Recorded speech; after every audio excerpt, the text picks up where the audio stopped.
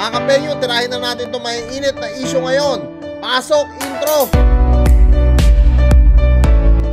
Hey yo, what's up sa inyo mga kapenyo? At today meron na naman tayo napaka-init na reaction video. Isa na naman concerned citizen o solid kapenyo natin ang nagpadala sa akin nitong video na to, no? Grabe naman talaga sa Pilipinas ngayon mga kapenyo. Ano nang nangyayari sa atin?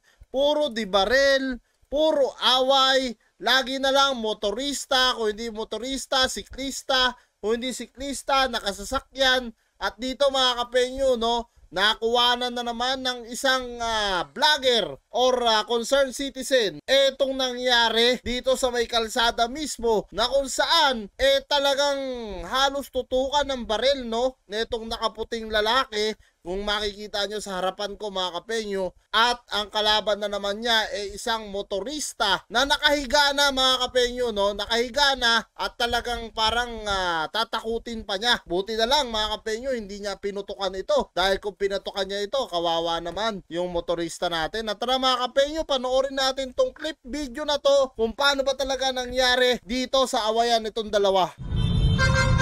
Ano? Tatapang, oh. Ay, grabe.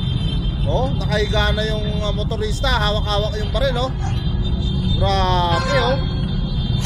Ay, putik, tinatapakan pa yung paa. Grabe, kita nyo yun, mga kapenyo. Talagang ano no? Ang tatapang, no? Ewan ko kung bakit ganyan na yung nangyayari sa atin. Hindi na mapigilan to, no? Hindi na ba maano to? Hindi na ba maaawat talaga to, mga kapenyo? Lagi na lang na tuwing mababalita, kung hindi mapapatay, nabaril. Kung hindi nabaril, sa kalsada, away ang kalsada, suntukan, no? Tingnan nyo naman mga kapenyo sitwasyon, no? Tapos syempre wala makaawat, no? Dahil may hawak na baril tong nakaputi, oh.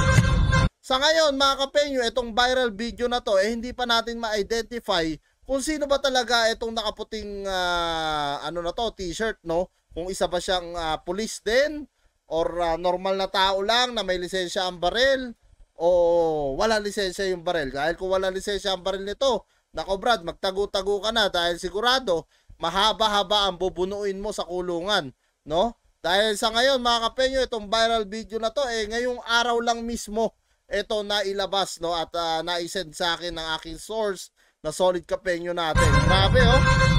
Sa kalsada pa, oh. Ayan, oh. Nilalabas yung baril ng ganyan. Delikado yan, oh. Taragis na yan, oh. So ayan, para dun sa mga kabataan na nanonood, no, huwag nyo pong tutularan itong ginagawa ni Kuya dito. At kung ano man yung awayan nila, sana, no, talagang dinaan na lang sa magandang usapan. Hindi yung ganito mga kapenyo na talagang lalabasan mo ng baril para matakot mo, o ewan ko kung ano yung naiisip na ibang tao sa baril, no? Ang alam ko sa baril talagang self-defense sana. Kung ikaw yung kinakawawa. Dito sa sitwasyon na to, puta, parang siya pa yung lamang, Kita nyo naman siguro yung yung motorista, no? Kung gaano kapayat yung tinatapakan niya. Tingnan nyo naman yung motorista dito, oh. O, di ba?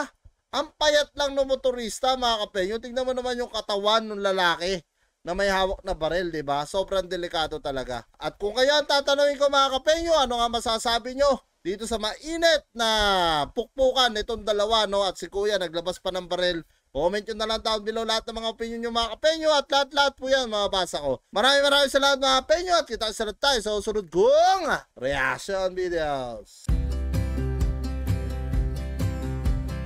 I would be up waiting for you if you had to leave. I would wait a lifetime if you were at sea. I just wanna say that I feel that our love is real. Maybe we should hurry up and seal the deal.